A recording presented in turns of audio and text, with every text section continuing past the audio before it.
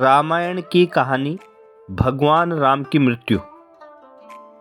धरती पर भगवान राम ने अपने सारे काम कर लिए थे। अब उनकी मृत्यु का वक्त सामने आ गया था। ऐसे में यमराज ने एक साधु का रूप लिया और राम के नगर पहुंच गए। वो राम के महल पहुंचे और उनसे मिलने का वक्त तय किया। फिर वह श्री राम से मिले। उन्होंने उनके बीच होने वाली बातों को सबसे छुपाकर रखने की शर्त रखी। साथ ही यह भी कहा कि अगर हम दोनों की बातों के बीच कोई भी आएगा तो दरवाजे पर खड़े द्वार रक्षक को मृत्युदंड यानी मरना पड़ेगा या वह प्राण दंड हो जाएगा। श्री राम ने साधु रूप धारण किए यमराज की बात मान ली और हनुमान जी के न रहने के कारण राम ने भाई लक्ष्मण को द्वारपाल बना दिया। फिर यमराज अपने असली रूप में आए और बोले, भगवान आपकी पृथ्वी पर जीवन पूरा हो चुका है। अब आपको अपने लोक लौटने का वक्त आ गया है। यमराज और भगवान राम के बीच बातचीत चल ही रही थी कि उसी वक्त दरवाजे पर ऋषि दुर्वासा पहुंच गए। उन्होंने लक्ष्मण को दरवाजे से हटने को कहा और अंदर जाने की जिद पर अड़ गए। लक्ष्मण ने मना किया तो वह श्री राम को श्राप देने की बात करने लगे। लक्ष्मण काफी परेशान हो गए। अगर श्री राम की बात नहीं मानी तो उन्हें मरना होगा और अगर ऋषि की बात नहीं मानी तो श्री राम को श्राप लगेगा। इस स्थिति में उन्होंने एक मुश्किल फैसला लिया और ऋषि को अंदर जाने दिया। बातचीत के बीच ऋषि को देख भगवान श्री राम चिंतित हो गए कि अब उनके लक्ष्मण को मारने की सजा देनी होगी। ऐसे में भगवान राम ने लक्ष्मण को नगर से निकाल दिया।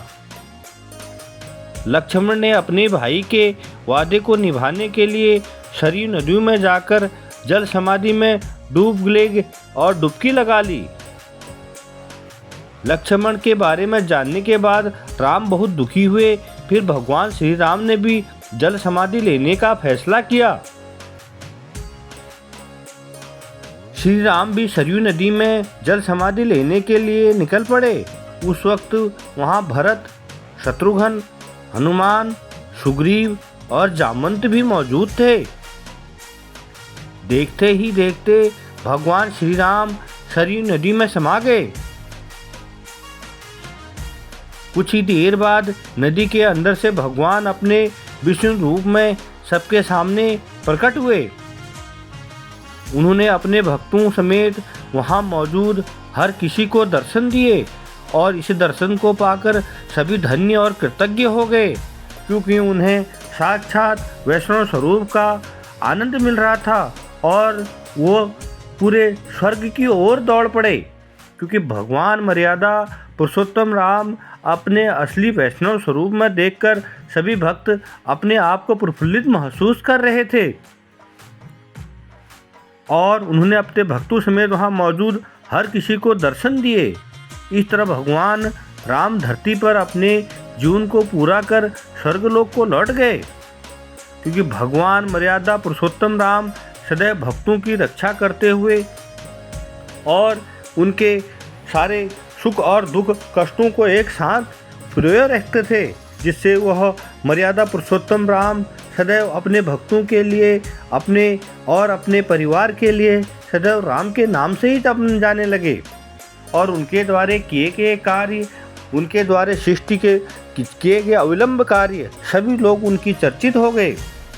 और इसी के साथ सुग्रीव, महाराज विभीषण और जितने भी उनके साथी थे सभी उनके साथ ही जल समाधि लेकर देवता की ओर वास करने लगे और देखते ही देखते पूरा का पूरा उनका सैनिक और जो उनके समाज थे वह सभी लोग स्वर्गलोक की ओर चले गए, भगवान में समाहित हो गए। जिन्होंने प्रभु श्री राम का साथ दिया था वह श्री राम के अनन्य सेवक थे, वह उनमें समाहित होकर देवता बन गए। आप भी मेरे इस वीडियो को शेयर करें। नमस्कार।